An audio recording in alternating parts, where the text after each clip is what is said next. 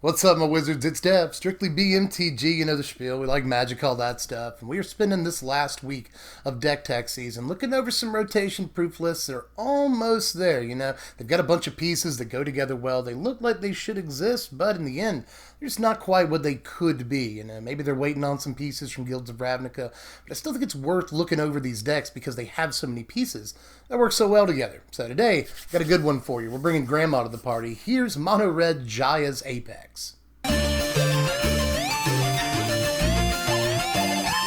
I'm going Bowser, Sephiroth, and Super Saiyan KO can on them. Best believe that when I'm done, they know that I ain't playing with them anymore. I'm going Kamehameha and shit. Now, in concept, this is basically a mono-red ramp/burn deck that's centered mostly around Jaya Ballard. So we'll play all 4 copies of Jaya here. It's that important, and her +1, her second +1, she actually has no minus abilities, which is really awesome. But her second +1 basically allows you to pitch any extra copies, cash them in for some new cards later on in the game. So that really mitigates the effect of the legendary rule and makes 4 copies not so big of a deal. Now in this deck, every ability on Granny is really, really good. You know, the +1 ability helps us cast big game-ending burn spells, and the second ability helps us draw into game-ending burn spells. That's awesome. And even the ultimate helps us recast game-ending burn spells, which is actually really relevant. Again, there's no minus abilities on this Planeswalker at all, so anytime you use any of her first 2 abilities, you're just slowly ticking up to that ultimate. It actually doesn't take too long to get there, and once you do get to her ultimate, that can be game-ending in and of itself. It's also cool that her ultimate has synergy with her second ability. You know, you can feel more safe dumping instants and sorceries into the graveyard, knowing that eventually you'll be able to recast them.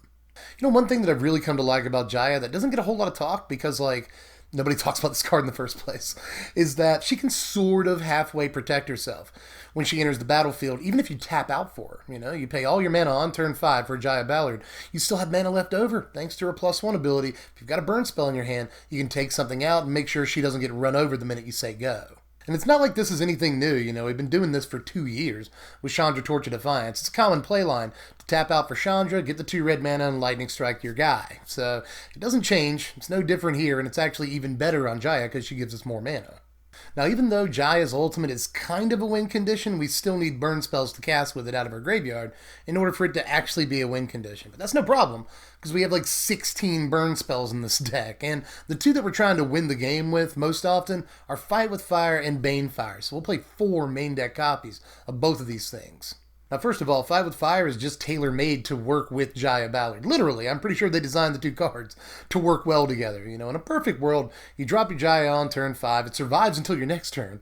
You drop a land, you get the 3 mana out of her, and then you kick a Fight with Fire. You blow apart your opponent's entire team, or you just zap them in the face for half their life total.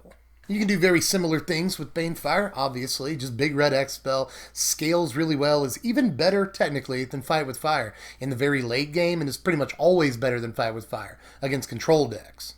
But even if you're not just using these as win conditions, you know, you're not aiming them at your opponent's face, they're actually decent removal spells, you know. You could do better than Banefire, don't get me wrong, but when you need it as a removal spell, you'll definitely be happy to have it. And Fight with Fire is a great removal spell, you know, 3 mana to kill a Lyra or anything smaller than a Lyra, for that matter. Actually a really good deal.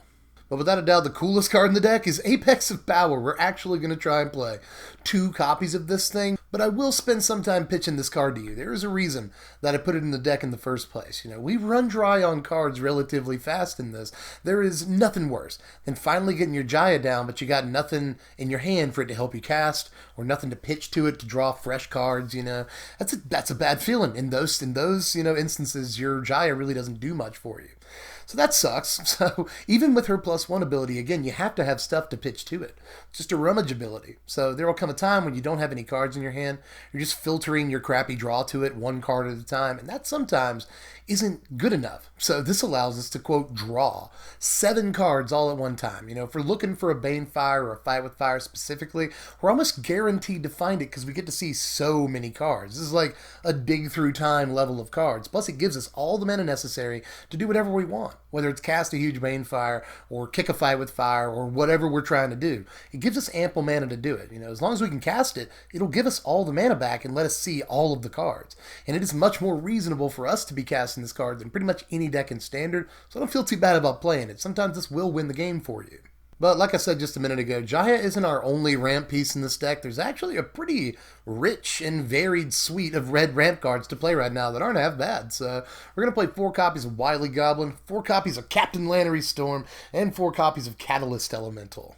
Now, Catalyst Elemental is the worst of these, but it's still 2 free mana, given that you can untap with it. So it's not bad. Sometimes that'll help us get to Jaya in the first place, or Apex, kick a fight with fire, whatever. 2 free mana is 2 free mana. So we'll play the creature because we're a red ramp deck, and it's one of our better options. Now, the other 2, though, are way better. Wily Goblin is a great 2-drop that'll do a lot of blocking for you in the early game.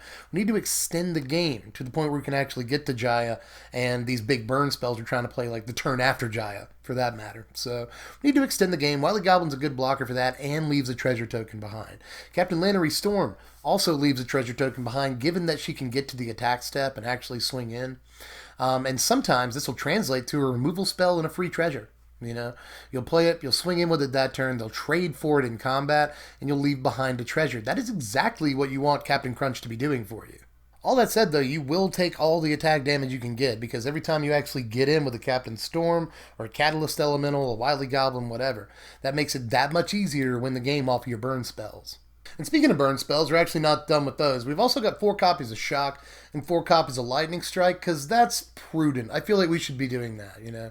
This is both an early game removal suite against fast creatures. We need that. Again, extending the game is important, you know. These will help protect your Jaya once it's down from just getting bum rushed. That's nice, you know. They can hit other planeswalkers. They can hit opponents in the face. All of that's really good. It's great once you get Jaya's Emblem and you just get to recast Lightning Strikes out of your yard. Like, all of that is sweet. We're a red deck, so we should probably play some number of these cards anyway. But we're ostensibly a burn deck, so we're going all the way and running play sets. And we'll finish things off neatly here with just 1 copy of Get To Chronicler in the main deck. This is an interesting choice, an odd choice, some would say, but this too is an early game blocker if you absolutely need it to be. But, you know, barring the presence of Jaya's Ultimate, you know, say you haven't gotten her emblem yet, this is another way to bring back a Banefire, a Fight with Fire, an Apex even, from the graveyard and recast it. And I will not sneeze at that. That is a good thing to be able to do. Now, as far as the lands, we're packing 25 mountains. Simple as that. I guess you could play like Zalfiran Voids or even like Arch of Araska, Field of Ruin, obviously. You could spice things up if you wanted to, but I want to always get Wily Goblin on turn 2.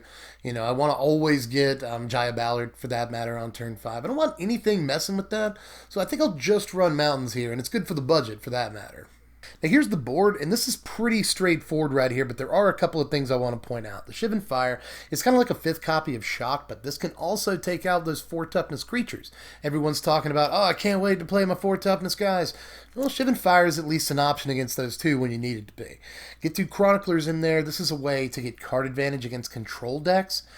Just another way to beat them, and it's a body on the board. That's sometimes relevant, but mostly this is just a way to, you know, get back a Fight with Fire or a Banefire and just recast it. That's going to be really effective against control decks, where the game's going to go long enough to play this, you know, easily anyway.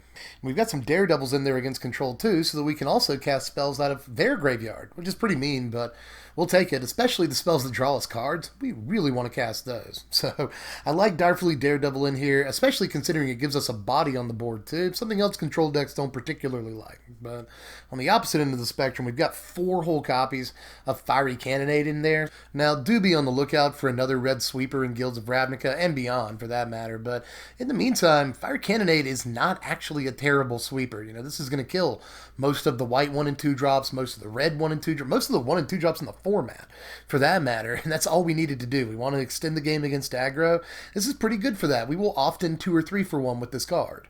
Now, on that same track, you see the Star of Extinction in there that you probably want me to talk about, but it really is just a fun of in the board. However, it is fittingly effective against the mono green and just base green monsters decks. They play all the Galtas and stuff, you know, Steel Leaf Champions, and this is actually pretty decent against those. I love that we have a sweeper that not only takes out their Galta, but everything that helps cast their Galta in the first place. So this is actually decent against mono red decks. You will side it in some of the time. If you get a Jaya out, you can very easily cast this. It'll kill your Jaya. It'll sometimes be worth it. Not to mention the fact you don't even have to have Jaya sometimes. You know, a Wily Goblin and a Catalyst Elemental, and you're there. But maybe my favorite card on the board is Vance's Blasting Cannons. You know, I think that Chandra Torch of Defiance's presence sort of overshadowed this card. over the last year. Obviously, Chandra is a much better card than Vance's Blasting Cannons, but this is one of the only options that Red has at this point to get some form of card advantage pretty much every single turn. And 4 mana is really not that much to ask. Again, against control decks and in grindier matchups, getting an extra card every turn is a big game. And when you do flip it over, it's really good, especially against control. If they don't have their Field of Ruin yet, this is just basically a clock against them. And even against mid-range decks, when you flip this over, this can take out most of their small to middling creatures. So I like pretty much everything about Vance's Cannons, Either you get card advantage off of it, or it becomes a clock in a win condition in the late game. There's nothing wrong with this card. Now, just like the last deck that we did in this series, which was Lands Matter, if you haven't seen it yet, check it out. Link in the description. But just like that deck, I'm not going to give you power rankings this time around. I haven't gotten enough reps with the deck. This is mostly conceptual that we're talking here. But what I am going to do is run over some stuff I didn't include that could be included. Get your thoughts and feelings on those cards, and then let you, tell me anything I missed. Is there anything really good looking for this deck that I haven't talked about in this video and that maybe could go in? So we'll put our heads together down there in the comments section. But for now, I want to start this by talking about Sunbirds Invocation.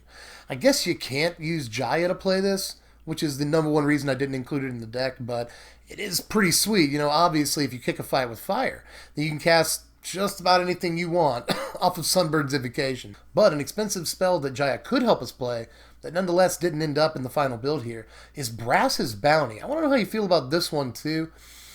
This could allow us to get all the mana in the world, the next turn after casting this. When we untap, we'll have effectively double the mana, plus whatever we can get out of Jaya or a Catalyst Elemental. That seems very good, especially for casting the finishing Banefire, whatever. But in the end, I just don't think that it quite goes in. I think we're using all of the slots in the deck better than we would be if we included this card.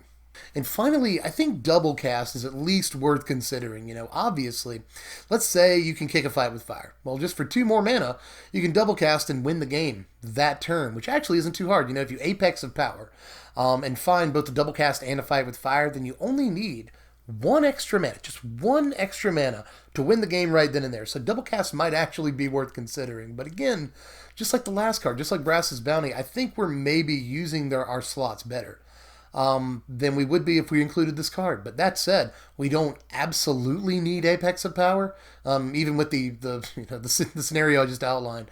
We don't absolutely need Apex of Power. We don't absolutely need 4 Lannery Storm. We don't really need 4 Jaya, although I feel more comfortable with 4 Jaya, But, there are definitely tweaks we could make to the deck. We could shore up some numbers here and include some of these cards.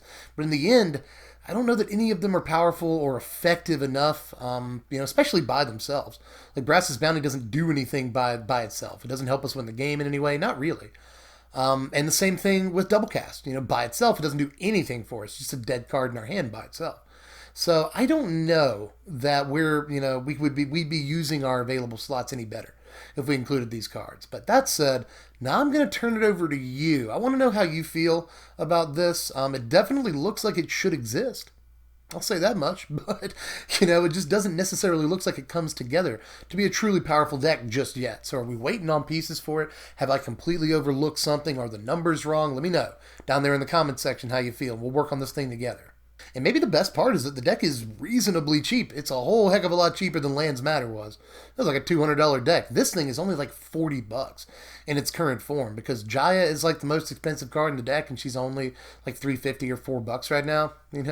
We are way, way less than $1 a card for the main deck here. It's almost 50 cents a card for the main deck in the sideboard. Not a bad, spot to hit for the price tag of the deck. So if you're interested in ordering this thing and seeing what you can do with it, it's undeniably a fun deck. Then just click the first link in the description. That'll take you over to TCG Player. They help sponsor my content. They're good to your boy. Be good to them. Click on this link in the description. View the deck list. Order whatever pieces you need from them. Aside from that, like the video, share the video around if you think it deserves to be shared around. Do all the stuff. Subscribe. We're getting super close to 100,000. And you want to be subscribed anyway, because it's spoiler season starting very, very soon, like in literally we're kind of in the middle of it. I was going to say in like the next couple of days, official spoiler season starts. But for all I know, there could be spoilers when I wake up tomorrow morning. We're kind of in the middle of it. So make sure you're subs so you can get all of the Guilds of Ravnica previews and stuff. And I guess that's about it. You know, follow me on Twitter at SBMTGDev. SBMTGDev. I don't know what that was. Might have a tumor. But SBMTGDev. Follow me on Twitter and throw $1 in the Patreon if you feel like it. You know, I'll let you know what videos are coming up the day before we do them. I'll let you do, you know, polls. You can vote on what stuff you want to see next. Lots of reasons to be a patron, and it helps the channel out like tremendously. So just throw $1 in the pot if you can. Link in the description if you're interested. And I will catch you cats later. I'm Deb from The Place. Thanks for watching, my wizards. Spread love and be kind.